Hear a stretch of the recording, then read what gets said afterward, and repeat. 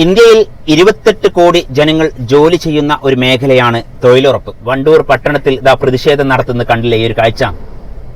ഈ പ്രതിഷേധത്തിന്റെ ആവശ്യം എന്താണ്? ഇവർക്ക് ശമ്പള വർധന വേണം. വാർഡ് മെമ്പർക്ക് എന്തെങ്കിലും ജോലിയുണ്ട്? ഒരു ജോലി നടത്തേണ്ട ഒരു ആവശ്യം വരില്ല. ഈ ശമ്പളം കൂട്ടേണ്ട ഒരു ആവശ്യം തുടങ്ങട്ടെ, എന്നിട്ട് നിന്റെ കടം ഞാൻ തരാട്ടോ എന്ന് പറഞ്ഞ് കടം വാങ്ങുന്നവർ ഇവർ തോട് നന്നാക്കാൻ ഇറങ്ങും. ഒരു പണിയില്ലെങ്കിൽ ഇവർ ഓട നന്നാക്കാൻ ഇറങ്ങും. ഒരു പണിയില്ലെങ്കിൽ ഇവർ വേസ്റ്റ് പൊറുക്കാൻ ഇറങ്ങും. ഇതൊക്കെയാണോ തൊഴിലുറപ്പാരെ കൊണ്ട് ചെയ്യിക്കുകയാണെങ്കിൽ ഒരു 5 മണിക്കൂർ കൊണ്ട് തീരുന്ന പദ്ധതി ഈ തൊഴിലുറപ്പ് ജോലിക്കാരെ കൊണ്ട് 15 ദിവസം ഒരാളുടെ കിണർ കുഴിച്ചു കഴിഞ്ഞാൽ ഒരു വ്യക്തിക്കാണ് അത് കിട്ടുന്നത്. എന്നാൽ ഒരു പഞ്ചായത്ത് കിണർ കുഴിക്കുകയാണെങ്കിൽ ആ പ്രദേശത്തിന് മൊത്തം ഗുണം കിട്ടും. അങ്ങനെ ഇതൊരു ജനകീയമായ രീതിയിലേക്ക് മാറ്റാൻ എന്തുകൊണ്ട് പഞ്ചായത്തുകൾ ഇനിയും തയ്യാറാവുന്നില്ല? വർഷങ്ങൾ കുറെ ആയല്ലോ തൊഴിലുറപ്പ് തുടങ്ങി. കോടിക്കണക്കിന് രൂപ വരും ചെയ്യുകയാണെങ്കിൽ ഈ കേരളക്കര നിങ്ങളെ ഏറ്റുപിടിക്കും, ചേർത്ത് പിടിക്കും. ഇന്ത്യയിൽ 28 കോടി ജനങ്ങൾ ജോലി ചെയ്യുന്ന ഒരു മേഖലയാണ് തൊഴിലുറപ്പ്. ഇത്രത്തോളം ജോലി ചെയ്യുന്ന വേറൊരു മേഖലയുണ്ടോ എന്ന് ചോദിച്ചാൽ ഇല്ല എന്ന് തന്നെയാണ് സുബൈർ ബാപ്പുവിന് പറയാനുള്ളത്. എന്നാൽ ഈ തൊഴിലുറപ്പിനെ സംരക്ഷിക്കേണ്ടത് ഓരോ ഇന്ത്യക്കാരുടെയും അവകാശമാണ്.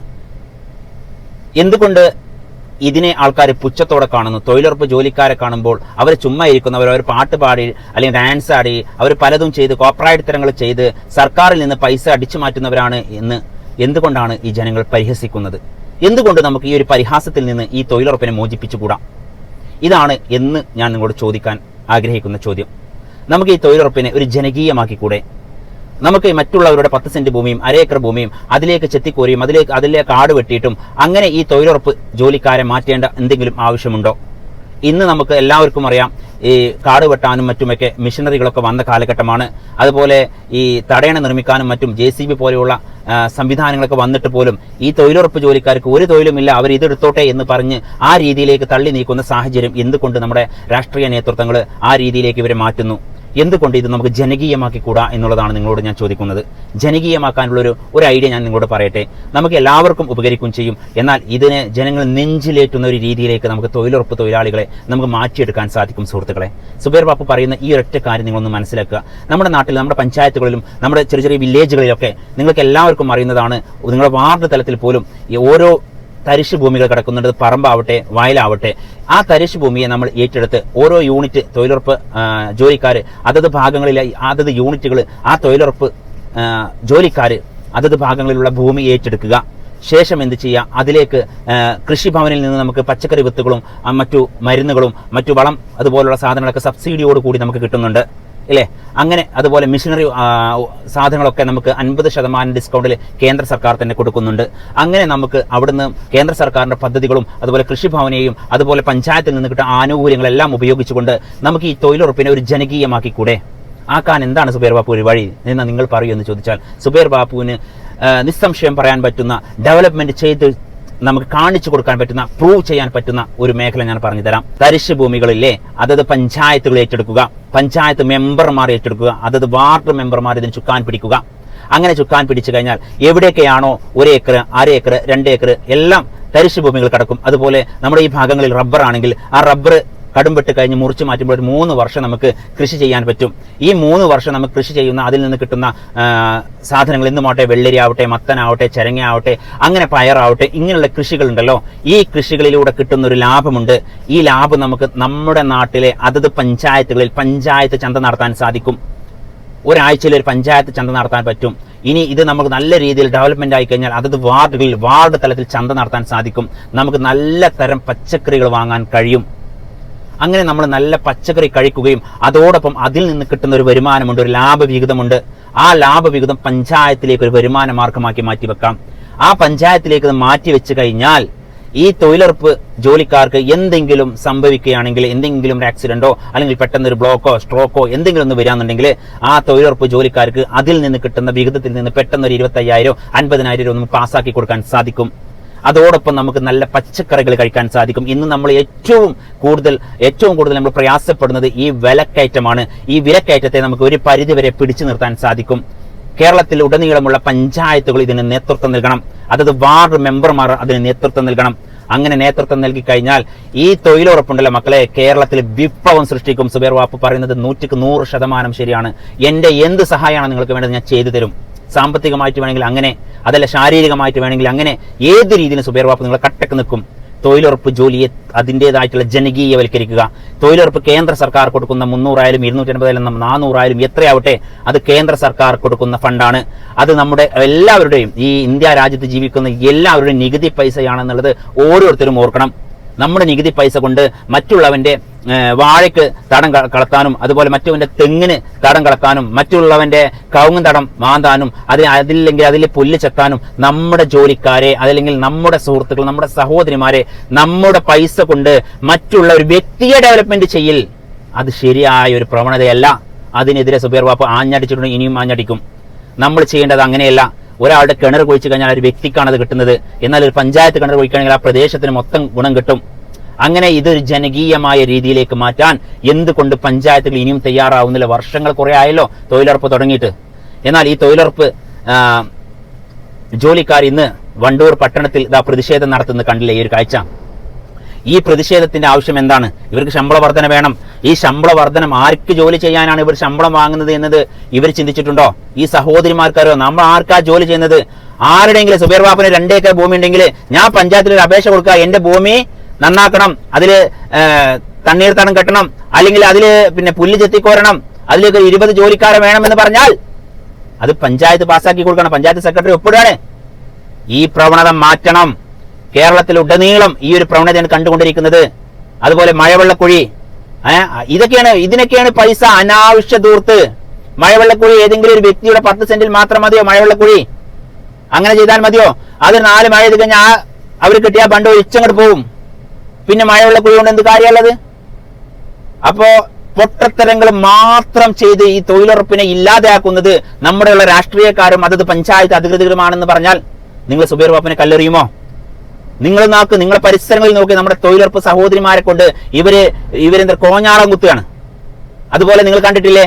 നിങ്ങൾ കണ്ടൊരു കാഴ്ച നിങ്ങൾക്ക് നിങ്ങളുടെ നാട്ടുകൂടെ കാണുന്നതാണ്. ഇപ്പൊ മഴക്കാലം കഴിഞ്ഞു, ഇനി വേനൽക്കാലമാണ് വരുന്നത്. അപ്പൊ ഇനി വരും പുഴയിലൊക്കെ തണ്ണി ഒലിച്ചു പോകാതിരിക്കാൻ വേണ്ടി ഒരു ബണ്ട് കെട്ടുന്ന പരിപാടി. അതിന് സർക്കാരിന്റെ ഖജനാവിൽ നിന്ന് ഈ നേതാക്കന്മാരെ അടിച്ചു മാറ്റുന്നത്, അല്ലെങ്കിൽ പഞ്ചായത്ത് അധികൃതർ അടിച്ചു മാറ്റുന്നത് 3 ലക്ഷം രൂപ ഒരു പുഴയിൽ ഒരു തടയണ കെട്ടാൻ 3 ലക്ഷം രൂപയാണ്. ഞാൻ ചോദിക്കട്ടെ സുഹൃത്തുക്കളെ, എന്തിനാണ് അത്ര ലക്ഷം രൂപ നിങ്ങൾ അതിനുവേണ്ടി വിനിയോഗിക്കുന്നത്?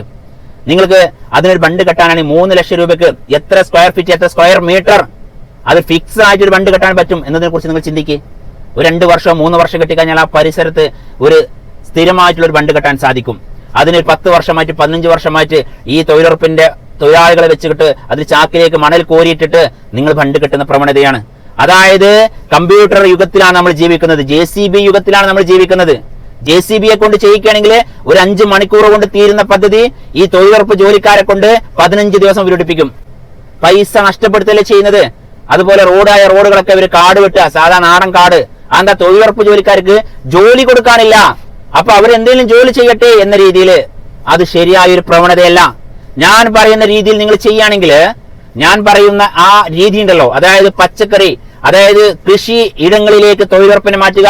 വാഴകൃഷി ചെയ്യട്ടെ, അതുപോലെ പച്ചക്കൃഷികൾ ചെയ്യട്ടെ, എല്ലാ കൃഷികളും ചെയ്യട്ടെ. എന്നിട്ട് അതത് ഭാഗങ്ങളിൽ ചന്ത നടത്തുക.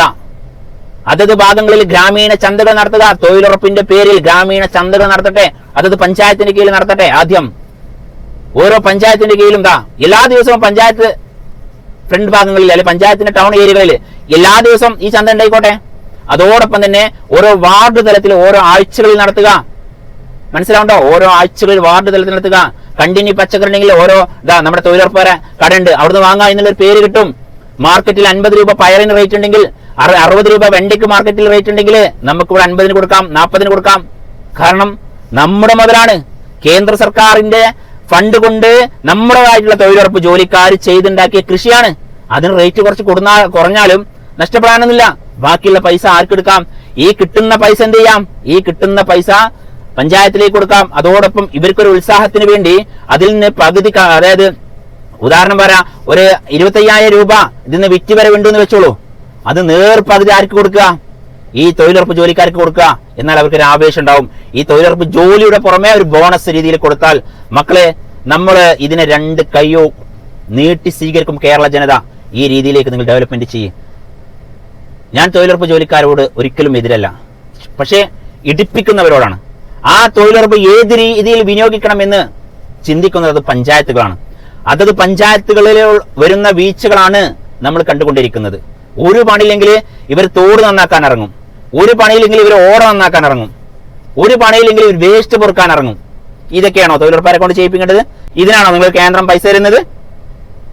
ആണോ? അപ്പൊ ജനങ്ങൾ ചോദിക്കുന്ന ഈ ചോദ്യങ്ങളുണ്ട്. ഈ തൊഴിലുറപ്പിനെ ശരിയായ രീതിയിൽ വിനിയോഗിക്കണമെന്നാണ് എനിക്ക് നിങ്ങളോട് പറയാനുള്ളത്. അത് നിങ്ങൾ തയ്യാറായി കഴിഞ്ഞാൽ കേരളം നിങ്ങളുടെ കൂടെ നിൽക്കും. കേരളക്കര നിങ്ങളെ നെഞ്ചോട് ചേർക്കും. അപ്പോൾ നല്ലൊരു രീതിയിൽ നമ്മുടെ തൊഴിലുറപ്പിനെ കൊണ്ടുപോവാൻ നമ്മുടെ അതത് ഉദ്യോഗസ്ഥർക്ക് കഴിയട്ടെ. എൻ്റെ ഈ വീഡിയോ കണ്ടിട്ടെങ്കിലും നിങ്ങൾക്ക് ചിന്തിക്കാൻ കഴിയുമെങ്കിൽ അത് ചിന്തിക്കുക. ഞാൻ പറഞ്ഞതിൽ എന്തെങ്കിലും തെറ്റുണ്ടെങ്കിൽ നിങ്ങൾ അതിനെ കമന്റിൽ എഴുതി. സുബൈർ ബാപ്പു പറഞ്ഞത് ശരിയാണ് എന്ന് നിങ്ങൾക്ക് തോന്നുന്നുണ്ടെങ്കിൽ ഈ വീഡിയോ ഒന്ന് ഷെയർ ചെയ്ത് അധികാരികളിലേക്ക്, നിങ്ങളുടെ നാട്ടിലുള്ള പഞ്ചായത്ത് ഗ്രൂപ്പുകളിലേക്കോ വില്ലേജ് ഗ്രൂപ്പുകളിലേക്കോ അതൊക്കെ ഒന്ന് ഷെയർ ചെയ്ത് കൊടുക്കും. ഈ ധർണ നടത്തേണ്ട ഒരു ആവശ്യം വരില്ല, ഈ ശമ്പളം കൂട്ടേണ്ട ഒരു ആവശ്യം നിങ്ങൾക്ക് വരില്ല. കാരണം നിങ്ങൾക്ക് സർക്കാർ തരുന്ന ശമ്പളത്തിന്റെ പുറമെ നിങ്ങൾ ചെയ്യുന്ന കൃഷിയിൽ നിന്ന് പകുതി നിങ്ങൾക്ക് ബാക്കി വരുന്നത് പഞ്ചായത്തിലേക്ക് സ്റ്റോക്ക് ആയിട്ട് കിടക്കട്ടെ. അത് നിങ്ങളുടെ ആവശ്യങ്ങൾക്ക് വേണ്ടി ഉപയോഗിക്കണം. നിങ്ങളുടെ രോഗങ്ങൾക്ക്, നിങ്ങൾക്ക് എന്തെങ്കിലും സംഭവിക്കണമെങ്കിൽ അവർക്ക് ആ ആവശ്യങ്ങൾക്ക് ഉപയോഗിക്കുക. ബാക്കിയുള്ള ഫണ്ട് അവിടെ നിന്നോട്ടെ. കോടിക്കണക്കിന് രൂപ വരും ചെയ്യും. അതോടൊപ്പം എന്താ സംഭവിക്കുക? നമുക്ക് തമിഴ്നാടിനെയോ കർണാടകയോ മറ്റു അതർ സ്റ്റേറ്റുകൾ നമ്മൾ പച്ചക്കറികൾക്ക് വേണ്ടി വിഷം ചീറ്റുന്ന പച്ചക്കറികൾ നമുക്ക് കഴിക്കാതെ നല്ല വെജിറ്റേറിയൻ ഫുഡ് നമുക്ക് കഴിക്കാൻ സാധിക്കും. 28 കോടി ജനങ്ങൾ ഇന്ന് തൊഴിലുറപ്പിലൂടെ ഉപജീവനം നടത്തുന്നുണ്ട് എങ്കിൽ അതൊരു നിസ്സാര മേഖലയല്ല. അതിനെ ഒഴിവാക്കുക, അതിനെ ഇല്ലായ്മ ചെയ്യുക എന്ന് പറഞ്ഞാൽ ഒരുപാട് പട്ടിണി പാവങ്ങൾ നമ്മുടെ നാട്ടിലുണ്ടാവും. ഒരു തൊഴിലുറപ്പെങ്കിലും വരട്ടെ, വാടക കൊടുക്കാൻ എന്ന് പറഞ്ഞ് നടക്കുന്ന എത്രയോ സഹോദരിമാർ എനിക്കറിയാം. ഒരു തൊഴിലുറപ്പ് തുടങ്ങട്ടെ, എന്നിട്ട് നിന്റെ കടം ഞാൻ തരാട്ടോ എന്ന് പറഞ്ഞ് കടം വാങ്ങുന്നവരെയും എനിക്കറിയാം. അതുകൊണ്ട് തൊഴിലുറപ്പ് നിർത്തണം എന്ന് ഞാൻ പറയുന്നില്ല, അത് നിർത്താനും പാടില്ല. പക്ഷേ സഹോദരിമാരെ, അത് വേണ്ട വിധത്തിൽ വിനിയോഗിക്കണം. ഞങ്ങൾ മറ്റൊരാളെ ഭൂമി ഞങ്ങൾ ഇനി തോണ്ടാനും തുറക്കാനും പോകുന്നില്ല. ഞങ്ങൾ ഇനി തൊഴിലുറപ്പ് ഞങ്ങൾ ഈ രീതിയിൽ കൊണ്ടുപോകണം. തൊഴിലുറപ്പ് ഞങ്ങൾ 1/2 ഏക്കർ സ്ഥലം 2 ഏക്കർ സ്ഥലം ഞങ്ങൾ എടുക്കുകയാണ്. എന്നിട്ട് ഞങ്ങൾക്ക് നിങ്ങൾ പച്ചക്കറി കൃഷി നടത്താനുള്ള ആ സാഹചര്യങ്ങൾ ഒരുക്കിത്താ. പന്നിയുടെ ശല്യം ഉണ്ടെങ്കിൽ അതിനുള്ള ചെലവുകൾ, കമ്പി കെട്ടെങ്കിൽ ആ കമ്പി കെട്ടാനുള്ള ഫണ്ട് നിങ്ങൾ ഇറക്കിത്താ. ഞങ്ങൾ ബാക്കിയുള്ള പൈസ ഇതിന് കിട്ടുന്ന വരുമാനം കഴിഞ്ഞിട്ട് അതിനൊരു പക്ഷേ സർക്കാർ പൈസ തന്നോളുന്നില്ല. ആര്? കേന്ദ്ര സർക്കാർ അതിനൊന്നും പൈസ തന്നോളുന്നില്ല. നിങ്ങളെ ജോലിക്കുള്ള കൂലിയെ തരലുള്ളൂ. പക്ഷേ ബാക്കി നിങ്ങൾക്ക് അഡീഷണൽ ആയിട്ട് വരുന്ന പൈസ നിങ്ങൾക്ക് എന്ത് ചെയ്യാൻ പറ്റും? ഇതിൽ നിന്ന് വരുമാനം കിട്ടുമല്ലോ, ലാഭം കിട്ടുമല്ലോ. അപ്പൊ നിങ്ങൾ ആ ചെലവ് കഴിച്ചിട്ട് ബാക്കിയുള്ള പൈസ കൊടുത്താൽ മതി.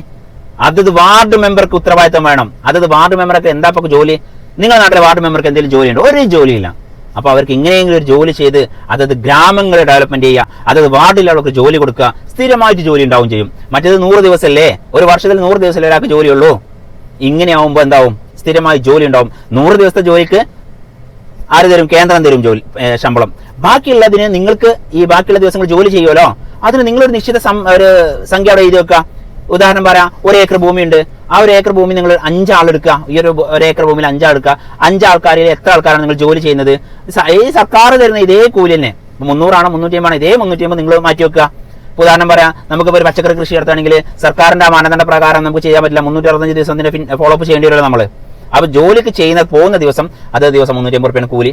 ഞാൻ ഇന്ന് നനക്കാൻ പോയി 350 രൂപ. അപ്പൊ എന്താ വെച്ചാല് ഈ ചെലവെല്ലാം കഴിച്ചിട്ട് എന്നാലും നിങ്ങൾക്ക് മെച്ചം കിട്ടും. അല്ലെങ്കിൽ കർഷകരൊന്നും നിന്ന് ജീവിക്കൂലല്ലോ. പിന്നെ കർഷകരാകുമ്പോൾ നിങ്ങൾ അതിന് സബ്സിഡി വേറെയും കിട്ടും.